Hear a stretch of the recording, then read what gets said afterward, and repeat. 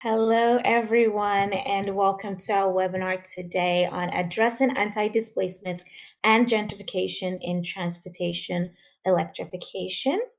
We will be joined by panelists to discuss strategies to minimize negative community impacts of gentrification and displacement. My name is Simbiat Yusuf. I'm the Member Relations Manager at Fourth.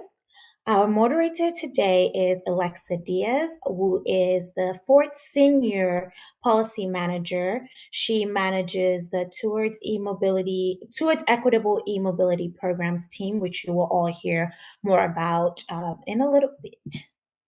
Attendees, we ask that you please be sure to submit all your questions via the attendee chat. We will get through them during our Q&A portion of the webinar. And don't worry if you miss anything on the slides or any of the things the presenters might say. We will be sharing the webinar slides and recording after the presentation today, shortly after. And we will also include some additional resources for you all. And a little bit about Fourth, who we are. Fourth is a nonprofit trade association advocating for clean and equitable transportation.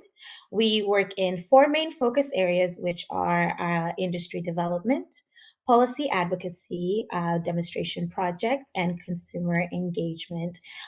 Through all of these efforts, we hope to build an ecosystem that is advancing the advising and advocating for smart, clean, and equitable transportation. So we hope you can join us in the work that we do.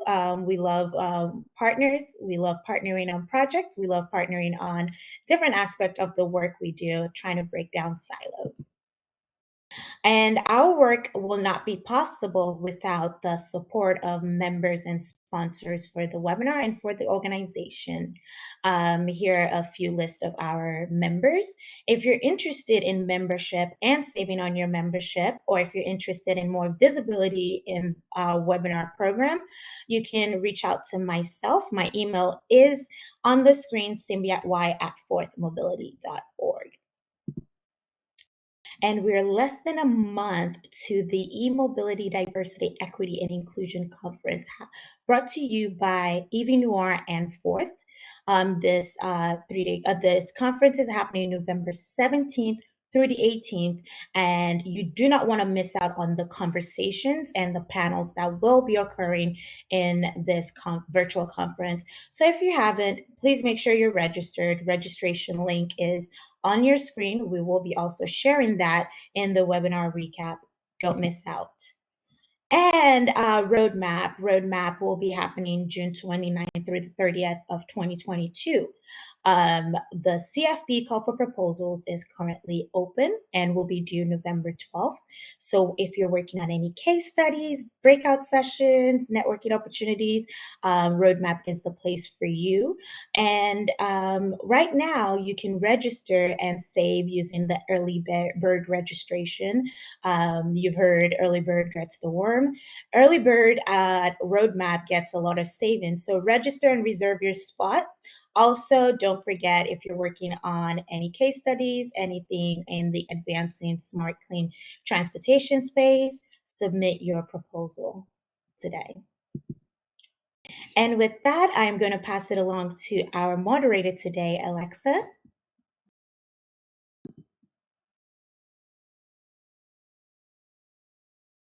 Hello, everyone. There we go. Hi, everyone. My name is Alexa Diaz, and I'm a Senior Policy Manager at Fourth. I'm really excited to be here today to moderate this panel. And at this time, I'll ask our two speakers to turn on their cameras and unmute themselves now so I can introduce them. And while they get started, all right, we have Mayra Gonzáles, who is a project manager with the Montbello Organizing Committee, and Sophie Young, a program manager at the Transformative Climate Communities California Strategic Growth Council. And here at Fourth, instead of doing longer introductions and bios of our speakers, we like to get started with a short icebreaker to get us talking. So today's icebreaker is, in 3 to 5 words, please describe your experience in community engagement. And while I let them think for a few moments, I can get started. So 3 words that come to mind for me include fulfilling, challenging, and also humbling. And with that, I will pass it to Mayra to get us started. Hello, everybody. I'm really excited to be here. The 3 words that come to mind have been very eye-opening, very educational, and ground setting for myself. Thank you, Mayra. I'll pass it to Sophie. Good morning, everyone. I think the 3 words that come to my mind are inspiring, creative, and also dignity, because I think that's what everyone is moving towards. Great, thank you. I look forward to hearing more from your presentations, but for just a few minutes, I'm going to ask you all to mute yourselves and turn off cameras just for a few minutes while I give a brief introduction to the work that I'm doing and how it connects to this topic today. As Symbiote mentioned, I am working on the team community of practice. I'm one of 2 managers leading this effort. And TEAM is a program that's run by both Forth and the Green Lining Institute. It stands for the Towards Equitable Electric Mobility, or TEAM, Community of Practice. It's a multi-state, multi-year initiative focused on resourcing equity and environmental organizations, ultimately with the goal to advance equitable electric mobility policy, programs, and strategies. TEAM launched in January of this year with 21 organizations across 4 states. TEAM was first conceptualized in 2018 when there was a growing desire to replicate a lot of the best practices around equitable clean mobility that we saw in California. And in California, Oregon, and other states across the country, we saw and we still see that there's an inverse relationship where those who ultimately could benefit the most from clean mobility were also the ones with little to no access. So with that context, Greenlining partnered with Forth, and we've created this community of practice model that builds on the pillars of co-learning, best practice sharing, and co-development of policy strategies. And the goal is to advance equitable electric mobility. I'm excited to share a little bit about our first team cohort. Like I mentioned, we're in 4 states. We started small but mighty for sure. We're in Colorado, Illinois, North Carolina, and Virginia. And I won't name all of the 21 organizations. They're here on this slide. And you can find more information on these organizations on the Forth and Green Lining websites. But I will note that those that have the asterisks and are italicized are our equity and environmental justice organizations. And you can probably tell that there's a whole host of expertise across these 21 organizations. And that was very intentional. We wanted to make sure that we had a very broad range of expertise because we knew that it would enhance co-learning and sharing of best practices. So we have expertise in environmental justice, active transportation, renewable energy, disability advocacy, public health, and a lot more. And as we think about the community of practice model, TEAM has several different strategies. Oh, went too fast. But first we meet on a monthly basis, and this is to provide learning opportunities and to focus on community building. And we've had to be very intentional about spending the time on community building and learning just because of the virtual nature of this work. And this helps us be more effective as we continue this year and into future years, co-developing equitable clean mobility tools, resources, and strategies. And ultimately, this will help us as we build towards a national agenda that will lift up the best practices in our team states. And connecting it to today's webinar, as we've been working across these 4 states over the past 10 months, we've definitely heard the concern around wanting to prevent gentrification and displacement as this technology continues to advance. And also, how do we address these concerns when community members bring them up? Because these concerns are real. So I think as an audience today, we listened to these 2 speakers, and I would also say I think the team cohort can definitely learn a lot from these 2 speakers and the work that they have done. If you would like to connect with me, my email is on the screen, and I'm also available on LinkedIn. And as a quick reminder, just to please submit questions through the attendee chat, Simbi and I will be going over those as you submit them. So please, while you're listening to both Mayra and Sophie, add questions throughout this webinar. And with that, I'm going to ask Mayra to unmute herself and turn on her camera, and I'll pass it to her. Thank you so much, Alexa. Hello, everybody. My name is Mayra Gonzáles, and I work for the Montbello Organizing Committee. We are a nonprofit organization located in Denver, Colorado, and we focus a lot of our work on the far northeast area of the city, particularly in the Montbello neighborhood. Our team is comprised of residents who live here in the community, and also individuals who work in the neighborhood. And our mission has been to work with residents, community leaders, and other community partners on addressing the issues that are impacting our community. And my specific focus at the Montbello Organizing Committee is leading our work around the built environment. I am the project manager for the Montbello Fresh Flow Walkable Loop. This loop is a 6-mile loop that connects the community to different community gardens, the different schools, different parks, and different community amenities, such as our local clinic and our library. And it's important to know all of this because this project isn't just being worked on by MOC or myself. It's a project that is being led by over 26 community partners. These partners range from nonprofit organizations, RNOs, our registered neighborhood organizations, community leaders, some of our churches, and also folks from around the city.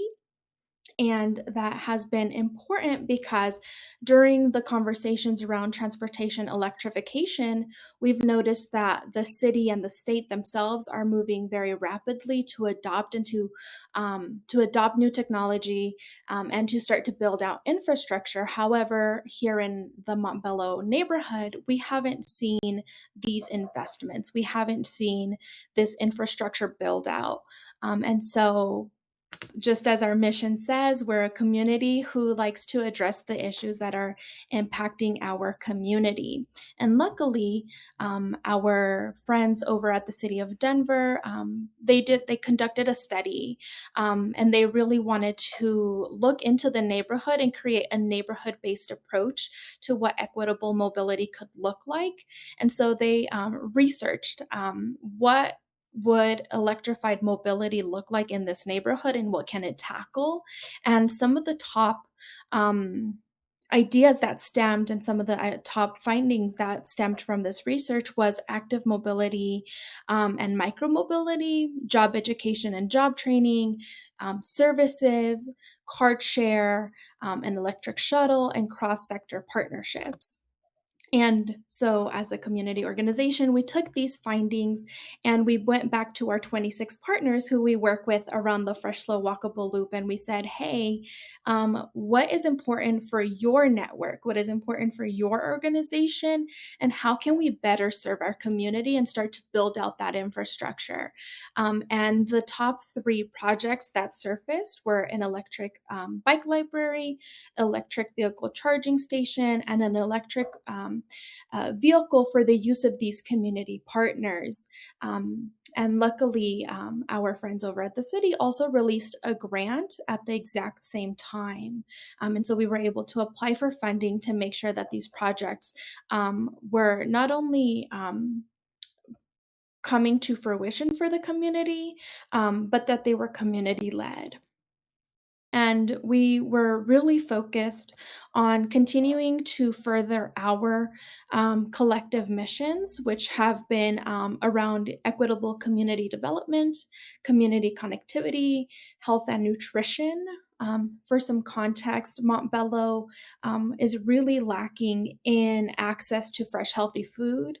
We are on the outskirts of Denver, and so we really lack that connectivity to the rest of the city through our local transportation department, and equitable equitable community development. Throughout the country, we're seeing trends of gentrification and displacement, certain parts of different cities being developed very quickly, and others bearing the brunt of this economic mobility and economic investments. And so we really strive to get in front of that and make sure that whatever projects we propose and working on are community identified and community led, and that it is our community that is going to benefit from them. We really wanted to look into the existing needs of the community. And just one quick example for the electric vehicle charging station, we did a quick search on PlugShare, which is where most of the charging stations are advertised, and there is only one in the Montbello neighborhood.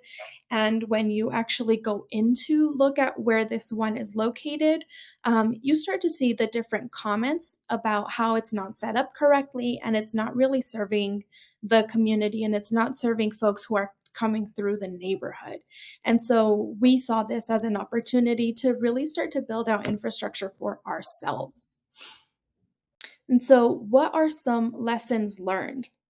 Well, as a nonprofit organization and as 26 partners who haven't had experience in electric mobility or in building out infrastructure for electric mobility, we definitely identified the need for capacity building. It was great that the city sponsored a research project to really start to look into our different needs. But something that we've identified is that capacity building piece. Since having applied for the grant, we've conducted a lot of research around how to create and how to deliver the projects that we promised the community that we would build out. The other one is the way that investment comes and reaches the community.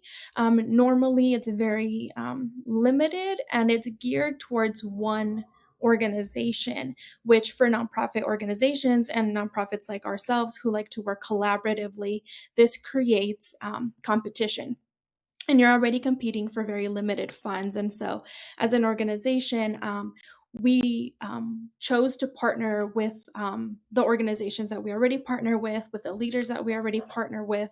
And we were able to come up with these three projects. But had we not done that, or had it been another organization with greater capacity and greater grant writing skills, that funding would have left this community and it would have left that community power. And then the last is a lot of infrastructure, especially in communities of need, communities who have largely been underinvested in, communities who have been historically ignored by city processes and by funding processes. It's important that we reach out to the community and make sure that we're creating systems that allow them to succeed. Currently, a lot of the systems that we're facing benefit investors, benefit outside individuals with experience, and they oftentimes extract community input, they extract community expertise. And so we're learning to take ownership of that.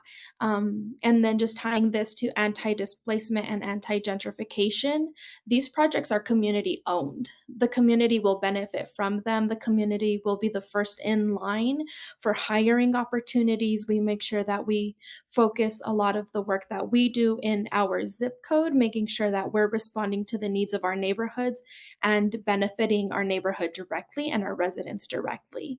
And I think with that, I am probably out of time.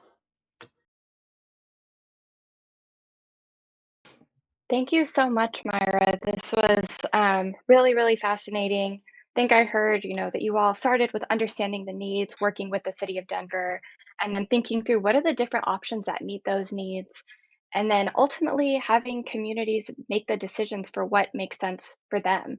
Mhm. So, yeah, really love that flow there and looking forward to diving into it after Sophie. So just want to say thank you so much and just, you know, uh, folks continue to ask questions in the Mhm. attendee chat. Myra, I will ask you to take your camera off and go on mute, and we'll switch over to Sophie. All right. Sophie, I'll pass it to you. Great, thank you. I really appreciated that presentation by Mayra. That's exactly the type of project that our agency facilitates. So my name is Sophie Young. I am the program manager for a grant program called Transformative Climate Communities. I work for the California Strategic Growth Council, and we are a California state level agency or entity rather that has programmatic investments, technical assistance and capacity building, and also interagency coordination activities, all towards the vision of supporting healthy, thriving, and resilient communities. And equity is embedded in all of our activities. So today I'll go over our specific program investment framework and then some examples of transportation electrification projects that we have funded. So the Transformative Climate Communities program, or TCC, is a community development model for building climate resilience focused on California's most vulnerable communities. And we do this through holistic integrated investments in both physical infrastructure and social infrastructure, including some of the capacity building needs that Mayra was just talking about. And at the proposal level, we ask projects to explain how they are meeting multiple community benefits. For example, if they're putting in active transportation or a park, we also ask applicants to explain how this will increase access for residents to green areas or job centers. And here is an image, kind of a mock-up of a map of kind of a community development proposal that we would fund. We incorporate project types from several California climate investment programs, including affordable housing, solar, energy efficiency, and also several transportation project types, including electric buses, van pools, car shares, and EV charging infrastructure. And one of the value adds of our program is it's kind of a one-stop shop for collaboratives, community collaboratives, so that they don't have to apply to several different grant programs. They can apply all at once with the community vision. And also, this also ensures that the infrastructure that's put in is integrated and that they relate to one another. And then also the grant period is 5 years. So all of these projects will kind of come online all at the same time, maximizing their benefit to communities. Another unique element of our program, so in addition to the physical infrastructure, we also fund what we like to call social infrastructure. And so all grants must include 3 what we call transformative plans in their grants. The first is community engagement. So we require a collaborative stakeholder structure that helps with the implementation of these, several different types of projects, but also oftentimes residents and small business owners sit on these collaborative stakeholder bodies that oversee the implementation of the projects. We also require a workforce development project, which is often tied to the projects that are the resilience projects that are being implemented. And these provide residents with training opportunities in career pathways that will prepare them for these future transitions in a decarbonized economy. And the third is a displacement avoidance plan. And this is to encourage concurrent planning for displacement mitigation alongside this large investment. Of course, this is a concern with large investments that will put in new improvements into neighborhoods. And so this plan must include policy and program activities that target 2 things. So one is safe and affordable housing for existing residents. And the second is opportunities for local business retention and development. And I can answer more questions about that later if there are more specific questions.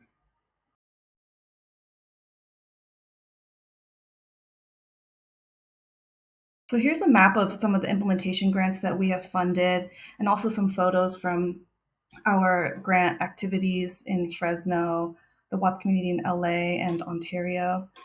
Over the past 2 years, we've had 2 years of implementation, And we're already seeing the impact and momentum that's created by providing funding to historically disinvested communities, by investing in their community visions for clean and vibrant communities. And then also these catalytic investments have already driven the ability of communities to get additional leverage directed to their communities. So that collaborative stakeholder structure that I talked about, the partnerships allow the different community groups and local agencies to share resources and come together to also apply for additional funding for things that are also related to anti-displacement, so affordable housing, brownfields cleanup, and also one of our sites recently got an economic development grant to support small businesses in the area. And so our program has been able to provide that startup funding and invest in the capacity building that allow the communities to continue to get resources to fulfill their community visions.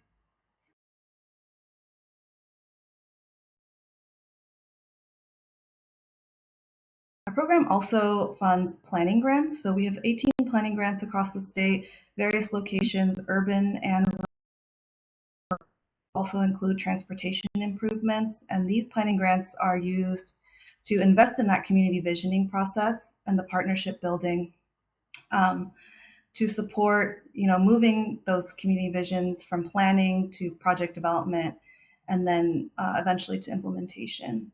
And we've seen that, investing in those community visions really leads to the long-lasting changes that benefit the existing residents. 3 of our previous planning grantees have gone on to win implementation grants, and I think several of these will also apply for our future implementation funding.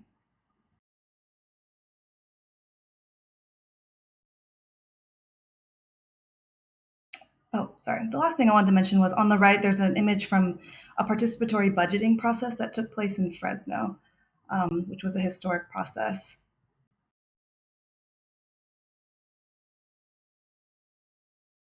And then I just wanted to give a few examples of transportation electrification project examples. Almost all of our projects include a transportation element, and so I'll highlight a few here. The takeaway really is, I think, as Mayra mentioned, that projects need to incorporate meaningful engagement in all phases of project design, implementation, and evaluation. And this is really what helps to mitigate displacement and gentrification impacts by ensuring that the projects are designed for the existing residents, that they're accessible to existing residents and stakeholders. And I'll give a few examples of this. So in Green Together, it's a grant in Pacoima or Sun Valley in North LA, and they are funding several. They will electrify several municipal buses, and also install 4 mobility hubs with EV charging stations. All will be placed through a community design process to ensure that the locations make sense, that they will be used by residents, that they're central, and will connect them to key destinations. And the mobility hubs are also being coordinated with other bike and pedestrian infrastructure and potentially an air quality monitoring project that may place air monitors there for communities members to see and track in real time. And then in particular, there's a leverage project, which is the extended LA Metro line. So all of these will be planned to also enable residents to be able to access this new large metro line that will be extended towards their area. And then another example is in Transform Fresno, which takes place in downtown Chinatown and Southwest Fresno. And they have a really large mobility project with EVs, which will include both a car share and van pool, also EV bikes and EV charging infrastructure. And as with the previous project, these will all be designed with community input, and the sites will be at key community centers so that it's ensured that local community members will be able to use them. And they will also install a mobility hub and an outreach and educational program to educate residents on the new options. And then a leverage project as part of this is the vehicle replacement incentives which are installing home EV chargers. And this project has coordinated their outreach with the solar project that's also doing kind of door-to-door household level outreach. And so, to address some of the community fatigue questions, they are coordinating that effort so as not to duplicate efforts. And then another leverage project is there's a connector bus that will run through the area and improve service times. And those will also be coordinated with these other improvements. And then the last example I wanted to explain was the Stockton Rising electric bus maintenance mechanic apprenticeship in South Stockton. And so this is an example of a workforce development project that is being coordinated with the other infrastructure investments, and an example of how workforce and job training can prepare residents for some of these future changes in the economy and jobs in a new decarbonized economy. So here I just have reiterated, I think, some of the key learnings that were shown through these examples. They show that designing and implementing projects with existing residents and stakeholders is really what ensures their success. And it's understanding that if you build it, they will not necessarily come. If it doesn't connect them to their key destinations, if it's not usable or accessible, or if the community doesn't know how to use it, or they don't really even know about the new infrastructure that's coming in. And so the last point I just wanted to make was that our program in particular, we are evaluating. We have a third-party evaluator that is looking at the community use and the outcomes. So we will have more information on that in years to come. But these are kind of the key learnings that we've had to date.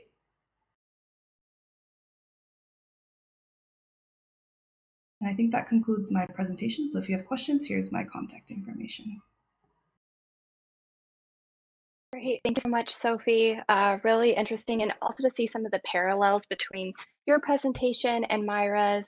I think one thing I'll just say is I appreciated seeing how you have these two different types of grants. You have the implementation grants, you have the planning grants, and how folks who do the planning grants sometimes go on to do the implementation grants. And it just shows how important it is to have funding at different levels of shovel-ready project development. So thank you for that. And at this time, I will ask Mayra to turn on your webcam and we can get started with some questions. I see we have a lot in the chat, but I'm going to kick us off with one question and then I'll make sure to get to the attendee questions for sure. But one thing that we heard from both of your presentations is the need to start working with communities and stakeholders from the beginning and then continuously throughout. And you all are working at different levels, Sophie more at a state level, Mayra at a more neighborhood community-based level. So I would love to hear from both of you, what has worked best for you, thinking about your two different roles and levels of community engagement, and once again connecting that to displacement and gentrification. How has doing this community engagement and working with communities throughout helped address some of the concerns around displacement and gentrification? I'd like to tackle this. I did see in the chat if there was a specific timeline that would be helpful. And we've been engaged in different planning processes, even as a neighborhood-based organization through the city and with the state. And I can say that the timeline doesn't always dictate the quality of the engagement that you'll get. I think what dictates is our willingness to listen and to receive that direct community feedback. And sometimes that feedback isn't aligned with the work that we had intended out to do. And so it can become difficult to pivot. But I think that if we are truly invested in making sure that we're being responsive to what the community is asking for, then we need to start to build in that flexibility. And of course, having additional time to do so is always going to be beneficial, but it's always going to come down to our ability to listen and act on that community voice. Yeah, I agree with that. And I would say from our state perspective, we fund multiple types of organizations, all different ones leading community engagement from local agencies to community groups. And I think what we've seen is that when you are doing community engagement, you really need to have an organization that has the capacity and the connections to carry that out. Otherwise, it kind of becomes a check the box exercise, and it's really not effective.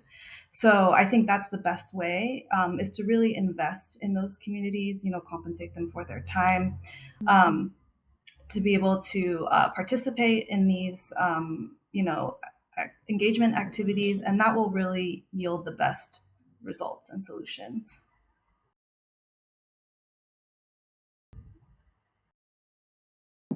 Sorry, trying to unmute myself. Yeah, hearing compensating stakeholders and community members is so important. And I think that gets to one of my next questions around funding. And this one, specific for Mayra, someone in the chat asked, what are the different funding sources for your program? And we did hear that there was some feedback you would like to provide around the grant process and limitations. Um, you know, with the city, are you looking to do something like that? Like what would that process be for you? So trying to combine two of those questions. Yeah, so again, we're a small local organization, but for our development and community engagement work, and then also for our community development work, we have local grants that we employ from local foundations. A lot of grants from the local government, so here the city of Denver, but we also have federal funding from larger national foundations. So we've been able to build a network. We're very new to the electrified transportation. And so for that specific work, our first grant came through the Office of Climate Action, Sustainability, and Resiliency here at the City of Denver. But we're looking to diversify our funding streams for that level of work. For some of the transportation work that we do, again, a lot of reliance with our local government and local nonprofits.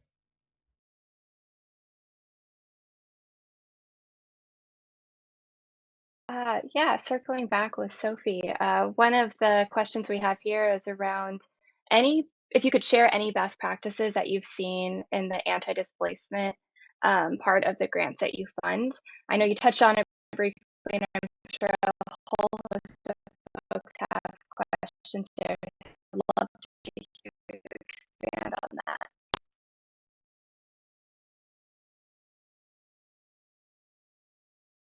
Sorry, it froze for a second. I think so.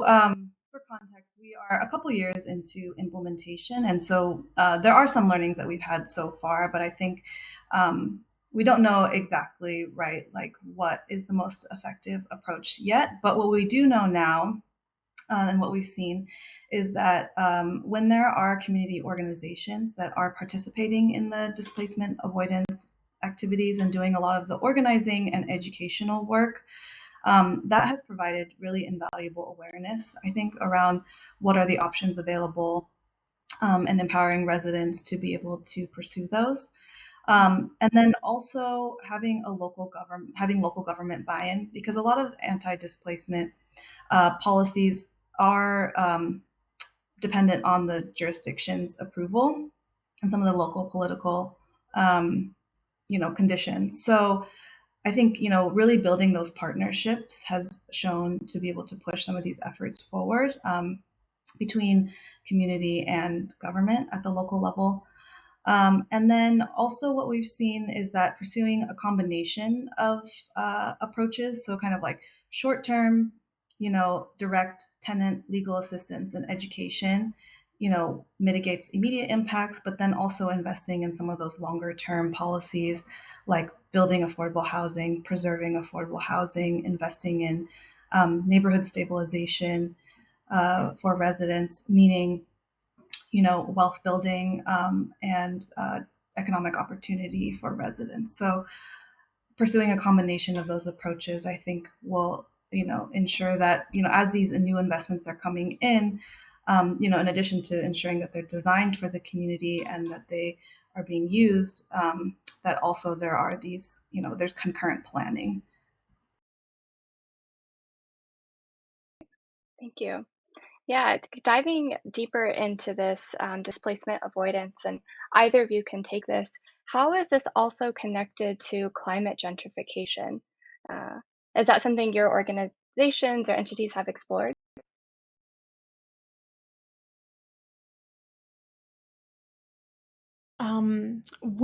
That's a new term for for me. But we do face a lot of climate racism, where our community is primarily Latino and African American, and historically, it was African American, and we've seen our air quality. And then also the threat of fracking nearby just continue to grow as a threat, and the conditions aren't necessarily improving. And so there is a push from the community to address that, but we haven't heard of the term climate gentrification. And so that's probably one of those things that we'll want to learn more about and see, so that we can begin to one, educate their community. A lot of what we do is around housing and keeping folks housed, making sure that they're not selling. There's a lot of predatory practices that occur in our community, especially around older adults. And so making sure that we're not falling victim to that machine. But that's a new term for me. Yeah, that's also a new term for me. So I would, yeah, be interested in hearing more about that. I think, our program, one thing is that we are a climate justice program, and so we focus on the most vulnerable communities and investing. Not to say that there, are fears, I think, with the investment naturally, but yeah, happy to follow up if there's a clarification on that term. Perfect, thank you. Going through these questions, a lot of great ones. There's, let's see, yeah, so for folks that are new to uh, anti-displacement and gentrification work, is there any advice that you all would give them as they're starting to do this, starting to consider this in their transportation electrification work? Yeah, I'll pause there. Yeah, there's a quote that I love a lot that's nothing for us without us. And so, if we're really invested in making sure that we're mitigating anti displacement and gentrification, the community needs to be at the front and the center, leading the charge and what they need to see.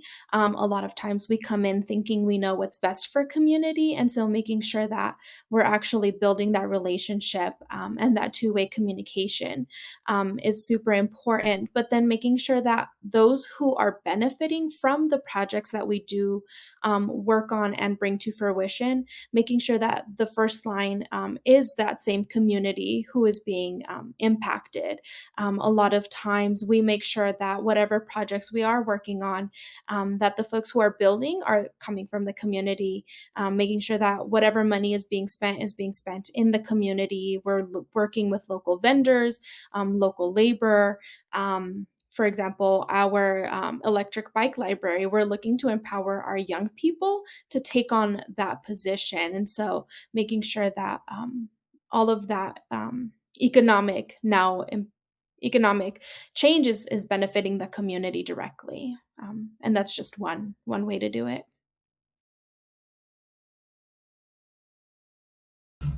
Yeah, I completely second that response. I think that's what our program supports.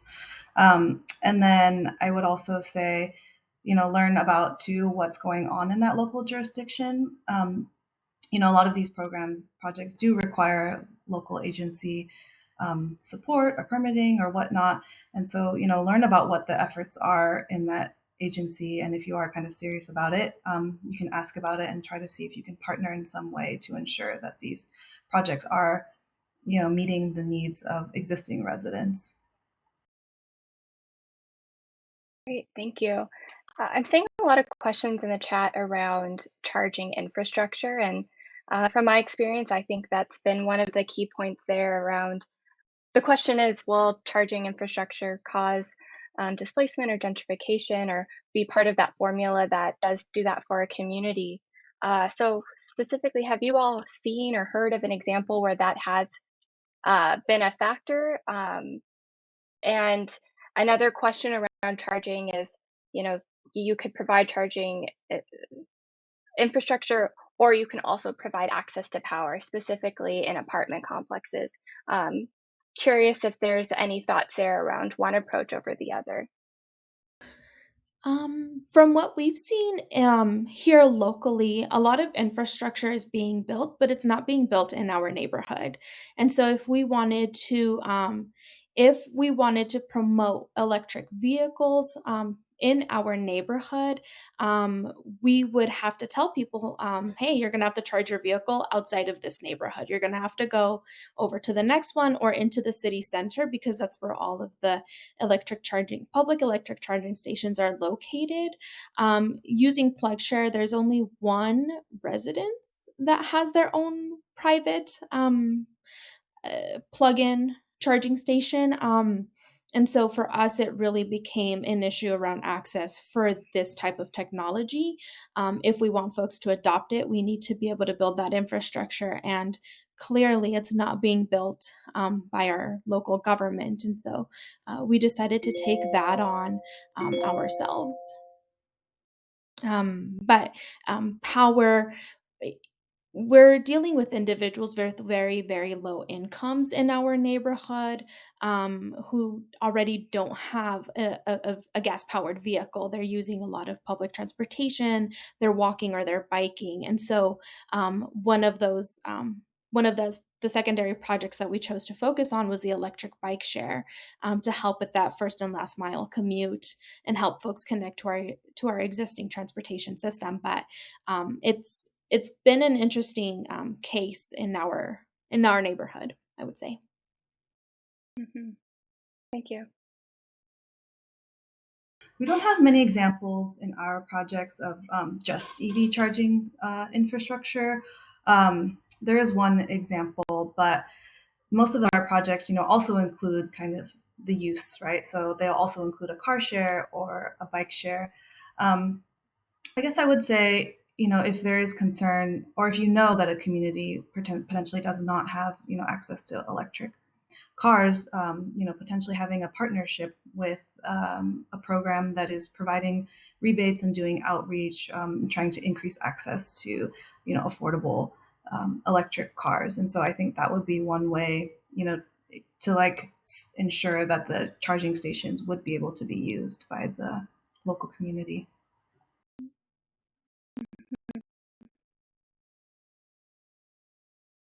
Yeah, I think partnerships are of some really important partnerships that you maybe aren't as common.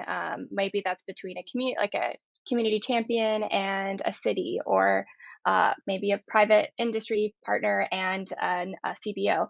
Any of those interesting partnerships that have come through in your work that you like to highlight?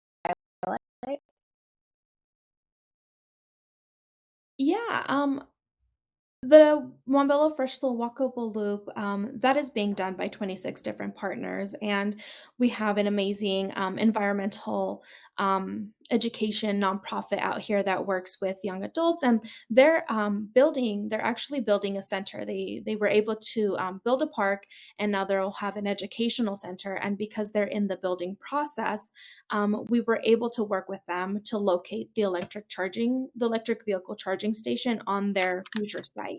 And so we were able to mitigate installation costs and infrastructure change costs because it's a new site. There was another public school out here that we wanted to work with, and the cost to have installed an electric charging station there was just astronomical. There was so much that would have had to have taken place from their buildings infrastructure all the way to tearing up the asphalt in the parking lot because of where their electric panels were located. And so we've worked with schools and we're working with nonprofit organizations, which might not be the most common thing to do.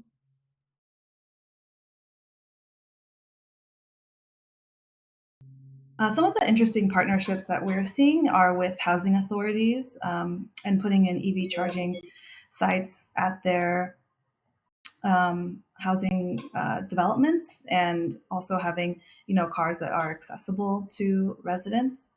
And then there is an interesting project right now on one of our sites in Watts in LA, and they have put in charging stations at the near the housing development called Jordan Downs, and then also at a new grocery store that will be put in the neighborhood to address some of the food desert issues. So, they are kind of addressing two things at one time: food access, and then also, physically providing the charging infrastructure and the car share to access that new site. So I think that has been like a really amazing kind of outcome of this community process there. Thank you. And also just want to address, I'm sorry, my sound is breaking up a little. So just wanting to apologize for everybody there. And it might be happening now. But appreciate your answers, Sophie and Mayra. And realizing somebody in the chat asked a really good one that kind of maybe I should have started off with from the beginning. But how are each of your sites defining gentrification and displacement?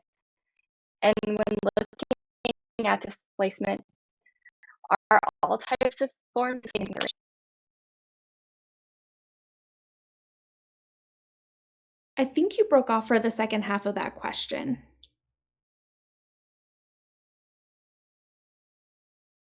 My apologies.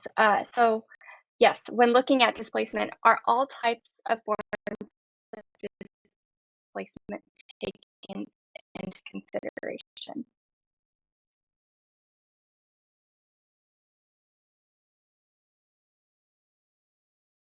I think. Oh, go ahead. I see the question here in the chat, so I can take a first stab at it.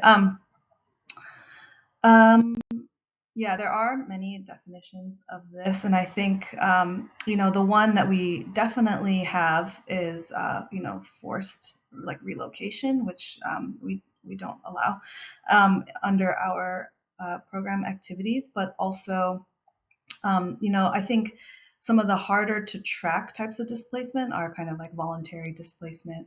But what we are really focused on is involuntary displacement. And so our evaluators in their research are looking at that, and they're trying to be able to suss that out to see, when people leave, like, is it voluntary or involuntary?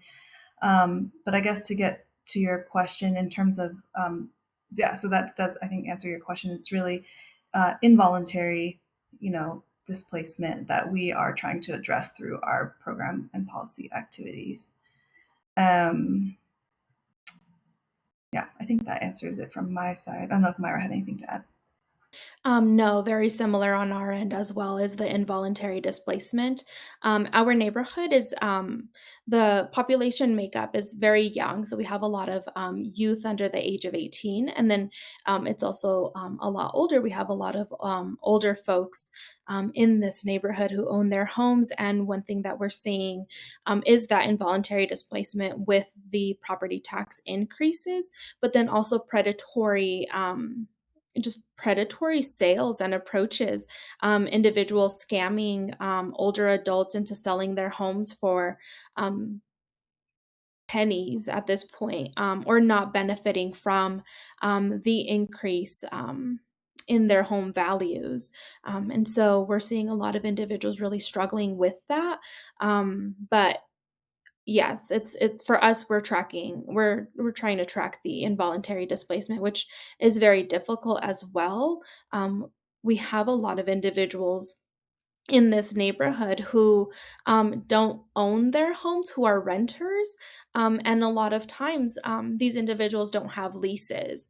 And so we're also seeing, these like silent, it's not, I think it's not as out in the open or as trackable or measurable as displacement when it happens to homeowners, because a lot of our renters are very vulnerable to as well. Great, thank you. We have time for one more question, and I just want to address, a lot of times we're doing evaluation in this work. Are there any key metrics that you recommend folks think through when they're trying to measure success in their projects, especially around avoiding gentrification and displacement?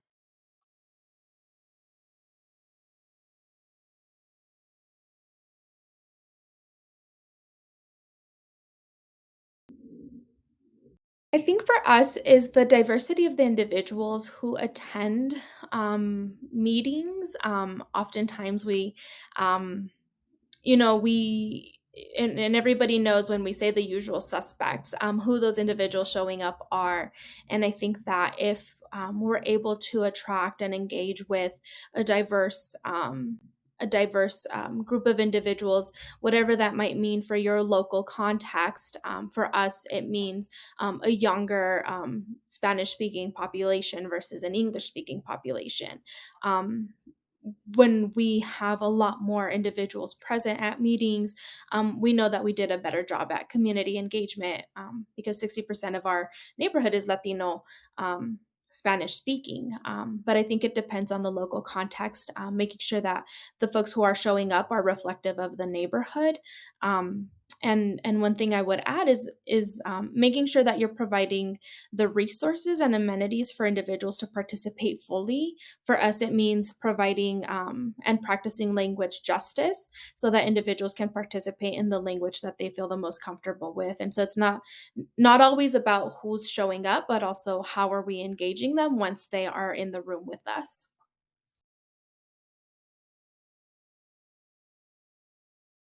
Yeah, I think that's a great insight into what happens on the ground, which we, like I mentioned, facilitate, but we don't always have as much of an inside view into.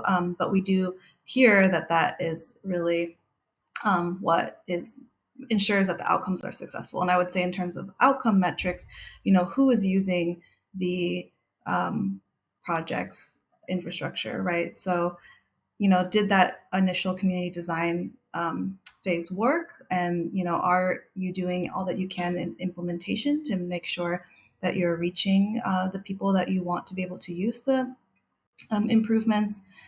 And then, yeah, so I guess the one thing I would also just say is I know that there's a lot of fear around this. And so I think, as you can see, it is important to invest, but as long as we do it right, then Mhm. we can mitigate some of these impacts that people are afraid of.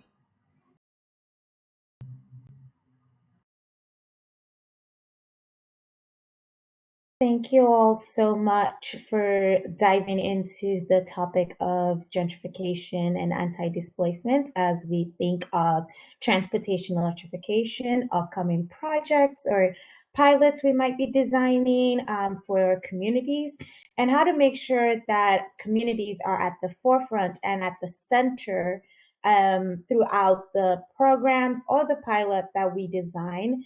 It is important when you're saying you're helping someone to include their what they want help in and how we can help them equitably and make sure things are efficiently and equitably accessed. I want to say I want to give a big appreciation to you, Alexa, for moderating the panel today. Thank you so much for leading the conversation. And to Sophie and Mayra, thank you so much for joining us and sharing your knowledge, what you've worked on, and how you've worked with communities to make sure that we're addressing their needs. We have one quick poll question for you all before we wrap up today. Did you find this webinar informative? Just let us quickly know, and we will get that information sorted out.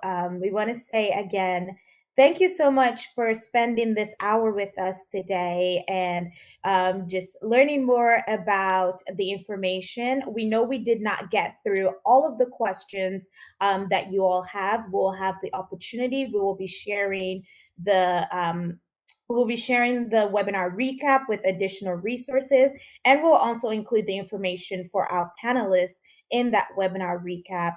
It's also on your screen. Thank you for moving the slide back. We really appreciate that.